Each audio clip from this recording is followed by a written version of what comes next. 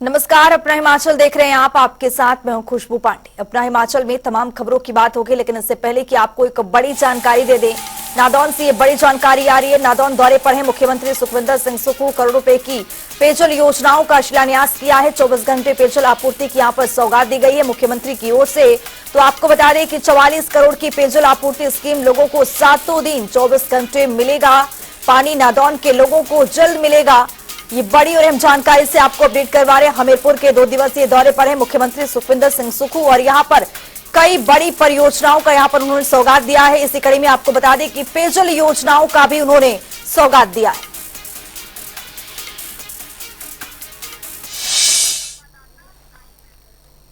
तो हमारे साथ हमारे सहयोगी हमीरपुर से अशोक राणा जुड़ चुके हैं। अशोक, यहां पर मुख्यमंत्री हमीरपुर के 2 दिवसीय दौरे पर है और कई योजनाओं का उन्होंने सौगात दिया है।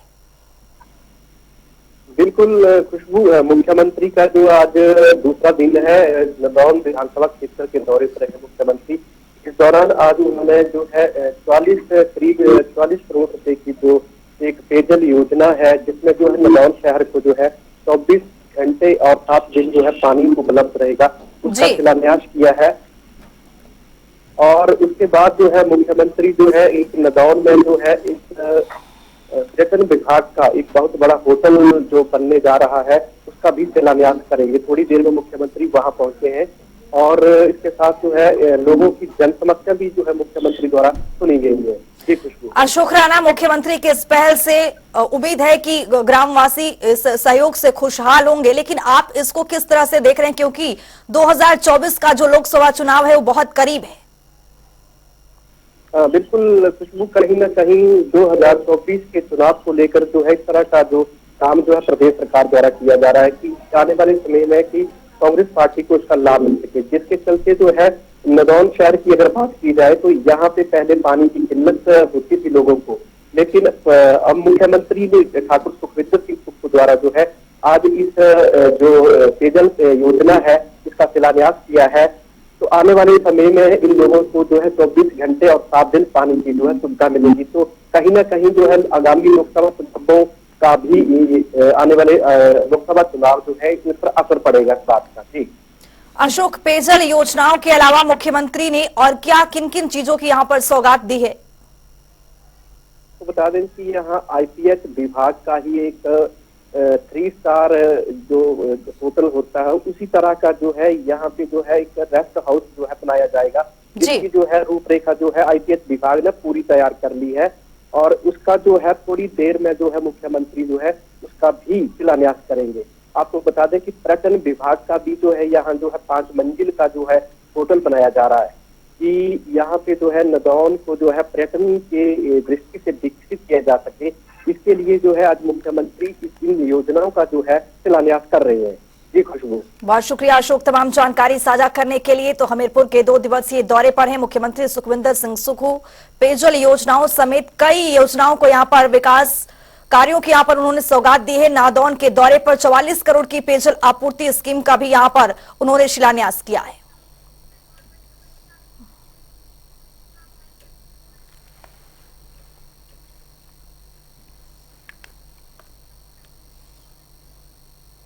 एक और बड़ी जानकारी आ रही है, उससे भी आपको अपडेट करवाएंगे। राजधानी शिमला से ये बड़ी जानकारी। शिमला में बदला है मौसम का मिजाज। कोपरे में सेशन का पहला हिमपात हुआ है। मौसम ने करवट ली है। शुरू हुई है बर्फबारी। बर्फबारी होने से यहाँ पर जो पर्यटकों के चेहरे हैं वो यहाँ पर खिले हुए हैं। सफेद चादर से यहाँ पर पूरी तरह से पहाड़ ढक गया है। ये बड़ी जानकारी राजधानी शिमला से आपको दे रहे। तस्वीर आपके सामने किस तरह से यहाँ पर हल्की हिमपात हो रही है और यहाँ पर इस लुत्फ उठाने के लिए लगातार जो सैलानी हैं राजधानी शिमला की ओर रुख कर रहे हैं।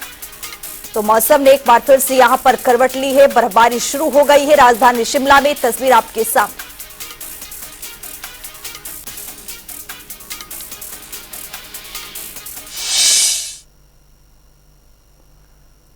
तो ये तस्वीर देख रहे हैं, कुफरी में सीजन का ये पहला हिमपात देखने को मिला है। पर्यटकों का जो इंतजार था वो यहां पर पूरी तरह से खत्म हो गया है। भारी संख्या में जो सैलानी हैं, पर्यटक हैं, वो राजधानी शिमला पहुंच रहे हैं और इस हिमपात को देखते हुए लगातार पर्यटकों का जो इंतजार था वो यहां पूरी तरह से खत्म हो गया है। पर्यटकों की चेहरे पर पूरी तरह से यहां पर खुशी देखी गई है।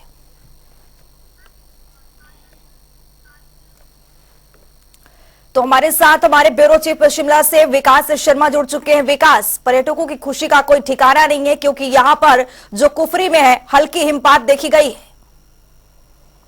देखिए बिल्कुल, और ये कल की तस्वीरें हैं जो इस समय आप टीवी स्क्रीन पर देख रहे हैं, क्योंकि कल दोपहर तक जो है वो बिल्कुल मौसम सुहावना बना हुआ था। पूरी तरह से चटक धूप जो है वो खिली हुई थी और राज्य के ज्यादातर इलाकों में यही हालात थे।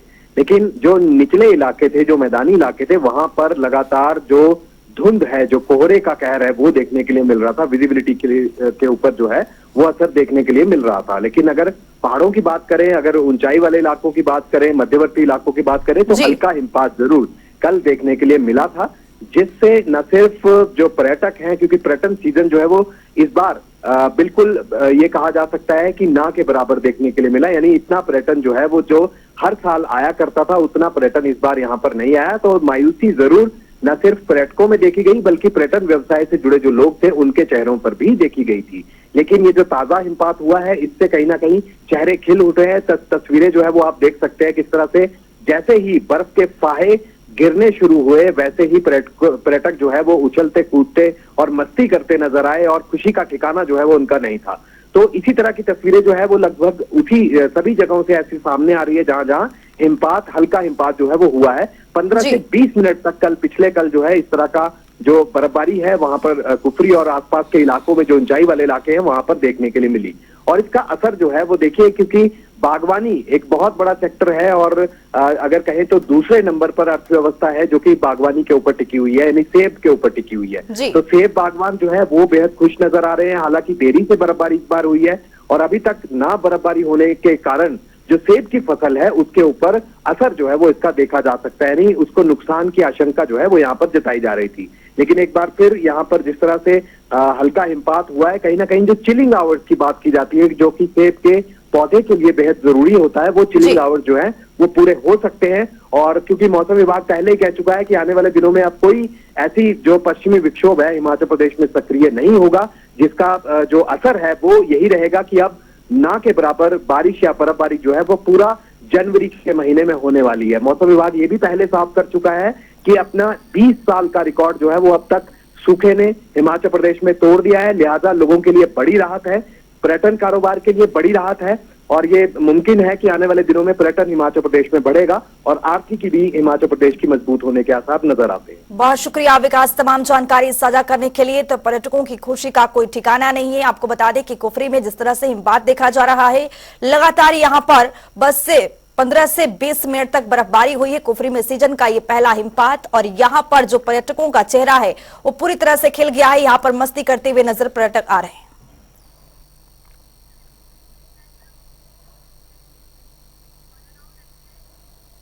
हिमाचल प्रदेश में सर्दियों का मौसम है। बीते दिनों चुनिंदा इलाकों में बर्फबारी हुई है, लेकिन प्रदेश के ज्यादातर सेब बेल्ट में वाले इलाके में सूखे की मार झेल रहे हैं। इन इलाकों में सूखे ने पिछले कई सालों के रिकॉर्ड को ध्वस्त कर दिए। इसको लेकर बागवानों ने भी अपनी चिंताएं व्यक्त की है। देखिए संवाददाता रॉबिन शर्मा की ये खास रिपोर्ट।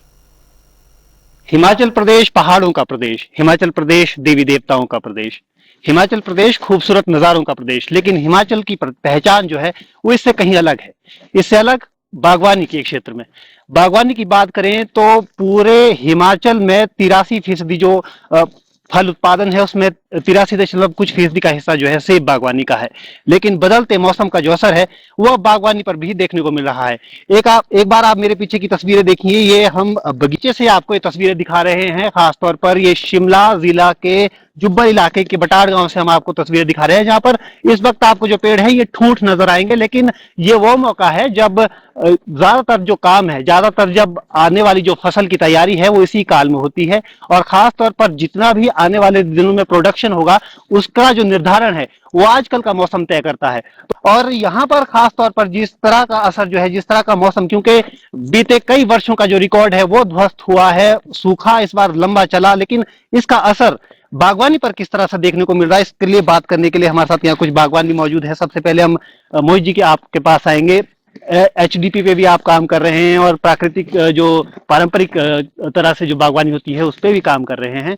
लेकिन जब आप एक बागवानी को प्रोफेशन के तौर पर चुनते हैं और इस तरह की चुनौतियां सामने आती हैं, खासतौर पर जिस तरह का सूखा इस वक्त देखने को मिल रहा है, किस तरह से देखना है पूरी चुनौती को?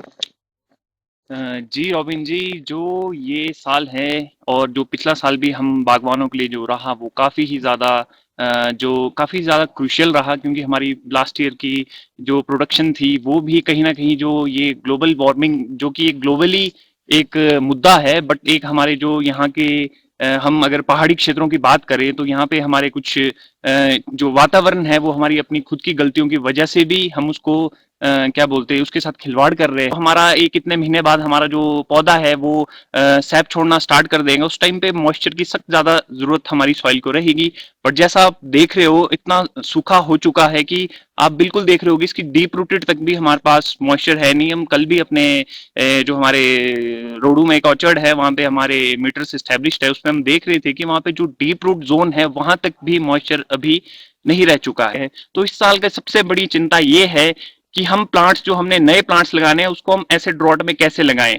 काफियों ने इंपोर्टेड प्लांट्स जो लगाते हैं उसकी बुकिंग्स हुई हुई है, काफी कॉस्टली पौधा मिलता है। यहाँ पे भी जो हम लोकली पौधे ले रहे हैं वो भी इफेक्टिवली काफी कॉस्टली ही मिलते हैं, तो उनको लगाने तक का भी अब बागवानों को डर सता रहा है। इससे पहले तो सर जो इन्वायरमेंट के लिए जो सबसे मोस्ट इम्पोर्टेंट चीज है वो हमारी स्नो बहुत इम्पोर्टेंट है। बारिश क्लाइमेटिक कंडीशन में सबसे इम्पोर्टेंट आपकी बागवानी के लिए वो जो चिलिंग आवर जो हमारे भाई मोहित ने कहा सबसे इम्पोर्टेंट है। जब तक वो चिलिंग आवर आपके कंप्लीट नहीं होंगे या सर्दियों में बर्फ नहीं होगी तब तक हमारा जो बागवानी में है हम इतनी प्रोग्रेस नहीं कर पाएंगे। अभी स्प्रे होती थी उसकी क्या कहते हैं कास्टिक सोडा करते थे या फिर अपना जो है बोडो मिक्सचर हो गया, तो इसमें भी गिरावट आई है क्योंकि मौसम सूखा है तो लोग कर नहीं रहे। ठीक है, और बाकी जैसे तौलिए करते थे सेबों के, तो इस बार लोगों ने बहुत कम किया है क्योंकि सूखा पड़ रहा है तो बारिश है नहीं है, तो इसलिए ये भी गिरावट है। इस सूखे की वजह से आजकल हम तौलिए बना नहीं पा रहे हैं और आगे बनाएंगे तो मॉइस्चर नहीं बनेगा, मॉइस्चर प्रॉपर नहीं बनेगा तो ऑब्वियसली हमारी जो क्रॉप है उस पर इफेक्ट पड़ेगा। और हमारे आगे के जो काम है जैसे हमारे तौलिया वगैरह अभी हो जाए टाइमली, क्योंकि जितना लेट होता रहेगा उतना हमें मॉइस्चर की बाद में बहुत दिक्कत आएगी। तो ये आपने बागवानों को सुना कि किस तरीके से जो मौसम का प्रभाव है वो बागवानी पर भी देखने को मिल रहा है, न केवल तमाम चीजों को लेकर बल्कि प्रोडक्शन को लेकर भी आने वाले दिनों में जो है इसका असर देखने को मिल सकता है। फिलहाल सूखे को लेकर और खासतौर पर बदलते मौसम को लेकर उनका यहाँ पर देखने को मिला और खासतौर पर बागवानी का इस पर क्या असर देखने को मिल रहा है। रॉबिन शर्मा, जनता टीवी, शिमला। 22 जनवरी को अयोध्या के राम मंदिर में प्राण प्रतिष्ठा होनी है, जिसको लेकर पूरे देश में उत्साह का माहौल है। वहीं हिमाचल प्रदेश में भी अक्षत यात्रा चलाई जा रही है। इस दौरान कांग्रेस अध्यक्ष प्रतिभा सिंह ने मीडिया से बातचीत करते हुए कहा है कि राम के मंदिर का इतना बड़ा कार्यक्रम हो रहा है कि इसके लिए हम प्रधानमंत्री के आभारी हैं कि उन्होंने इस कार्य की शुरुआत करने के लिए हमें भी आमंत्रित किया है। राजनीति अपनी जगह और धर्म अपनी जगह। कुछ लोग इस विषय को लेकर राजनीति करना चाहते हैं और वो काफी दुर्भाग्यपूर्ण है। देखिए, सबसे बड़ी बात तो ये है कि हम हिमाचल प्रदेश 98% हम हिंदू लोग यहाँ पर रहते हैं। हमारी सभी की आस्था राम के प्रति है। राम के मंदिर का इतना बड़ा जीर्णोद्धार हो रहा है, उसके लिए हम प्रधानमंत्री के आभारी भी हैं कि उन्होंने इसका बीड़ा उठाया और उन्होंने इस कार्य की शुरुआत करने की भी शंखनाद बजा दिया है। इसके लिए उन्होंने हमें भी आमंत्रित किया है। और आप सभी जानते हैं कि माननीय स्वर्गीय राजा वीरभद्र सिंह जी की बहुत आस्था थी मंदिरों से। उन्होंने हिमाचल प्रदेश के मंदिरों का भी जगह जगह जीर्णोद्धार किया है और जो आस्था उनकी सब मंदिरों के प्रति रही है वो भी हम सभी हिंदू परिवार से हैं। हमारी आस्था भी श्री राम जी के प्रति है और हम भी चाहते हैं कि हमारा धर्म आगे बढ़े और हम इस आस्था को जो नौजवान पीढ़ी है उनको भी सिखलाएं कि इस तरीके से हम पहले हमारे आराध्य देवी देवता हैं, फिर उसके बाद हम अपना जो भी कार्य शुरू करते हैं वो उन्हीं के आशीर्वाद से हम आगे बढ़ते हैं। कीरतपुर और मनाली 4 लेन प्रोजेक्ट के तहत निर्माणाधीन जगहों पर जहां जहां बारिश के कारण भारी नुकसान हुआ है उसकी भरपाई इंश्योरेंस कंपनियां करेंगी। ये भरपाई सिर्फ उन्हीं जगहों पर हुए नुकसान की होगी जहां पर प्रोजेक्ट का काम पूरा नहीं हुआ है और जहां पर प्रोजेक्ट का काम पूरा हो चुका है वहां पर हुए नुकसान की भरपाई एनएचएआई खुद कर रहा है। एनएचएआई के प्रोजेक्ट डायरेक्टर के वरुण चारी ने बताया है कि कंपनी को प्रोजेक्ट शुरू करने से पहले उसका इंश्योरेंस करवाना होता है और निर्माण के दौरान कोई आपदा आ जाती है तो उसकी भरपाई का जिम्मा इंश्योरेंस कंपनी का ही होता है। ये जो हमारे प्रोजेक्ट्स में जो डैमेजेस हुए हैं, जो प्रोजेक्ट हमारे इंश्योर्ड हैं, जो इंश्योरेंस की परिधि में फॉल कर रहे हैं, जहाँ पे डिजास्टर भी हमारा इंश्योर्ड परिधि में आता है, तो वहाँ पे क्लेम्स किए हुए हैं कंपनी ने, वो अभी उसका असेसमेंट सर्वेयर इंश्योरेंस के कर रहे हैं। अभी असेसमेंट हमारे पास आया नहीं है, असेसमेंट आने के बाद इस पर कमेंट कर पाएंगे। इंश्योरेंस देखिए, जो प्रोजेक्ट अंडर कंस्ट्रक्शन है उसमें इंश्योरेंस कवरेज है, जो कंप्लीटेड प्रोजेक्ट्स हैं उसमें इंश्योरेंस कवरेज नहीं है। ये टकोली से जो कुल्लू सेक्शन है, इसमें 100 करोड़ के आसपास उन्होंने हमें बताया है डैमेज हुआ है। उसको असेसमेंट हम लोग चेक कर रहे हैं उसका, कि उनका असेसमेंट क्या है।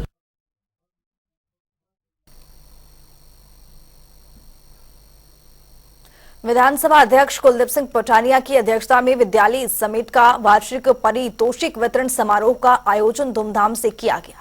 साथ ही विद्यार्थियों को उनके उज्जवल भविष्य की शुभकामनाएं देते हुए कुलदीप सिंह पटानिया ने कहा है कि किसी भी शैक्षणिक संस्थान के लिए वार्षिक पारितोषिक वितरण समारोह विद्यार्थियों को शैक्षणिक सत्र के दौरान प्राप्त उपलब्धियों के लिए सम्मानित करने का बड़ा अवसर होता है। उनकी मांग भी की है, अगर लैंड अवेलेबल है आपके पास प्राइवेट, और उसकी अगर म्यूटेशन इंतकाल वगैरह जो है रेवेन्यू डिपार्टमेंट के माध्यम से आपने जो है, जो भी संस्था इस सामुदायिक भवन को बनाना चाहती है उसके नाम से वो लैंड ट्रांसफर हो गई है, तो वहां जो भी बजट की आवश्यकता होगी वो कर दी जाएगी, ऐसा विश्वास मैं आपको देना चाहूंगा। आपने किया है, मैं भी स्वयं एक बार नहीं कई बार वहां गया हूं, जब कभी किसी के दाह संस्कार में मुझे समय मिला है, और मैंने भी खुद महसूस किया और मैंने कहा था कि ये सड़क से लेकर क्रीमेटोरियम तक सड़क निर्माण होना बहुत आवश्यक है, जरूरी है। बिलासपुर के सरकारी अस्पताल में स्थापित कृष्णा लैब में निःशुल्क टेस्ट की सुविधा ठप हो गई। कृष्णा लैब में मरीजों के टेस्ट से संबंधित सैंपल नहीं लिए जा रहे हैं। कृष्णा लैब में टेस्ट न होने की वजह से मरीज टेस्ट करवाने के लिए इधर उधर भटकते नजर आ रहे हैं, जिससे मरीजों को काफी समस्याओं का सामना करना पड़ रहा है। वहीं स्वास्थ्य विभाग से मिली जानकारी के अनुसार सरकार की तरफ से लैब के बकाया बिलों का भुगतान नहीं होने के कारण टेस्ट नहीं किए जा रहे हैं।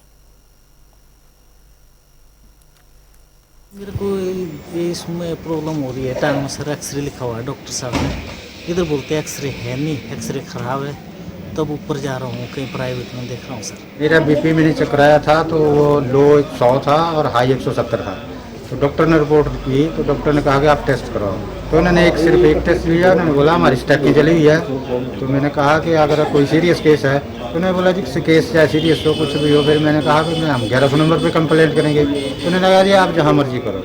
मना किया उन्होंने एक्सरे के लिए, फिर बाहर करवाए 400 रुपया लगा, 2 एक्सरे करवाए। और लक में दर्द है तो 600 रुपया लगा, प्राइवेट में आया। मेडिकल के लिए एक्स्ट्रा बनवाना था लेकिन नहीं बन पाया, तकनीकी खराबी के कारण, मशीनें खराब होने के कारण हमारा एक्सरे नहीं हो पाया। अपना हिमाचल मेरे साथ इतना ही, नमस्कार।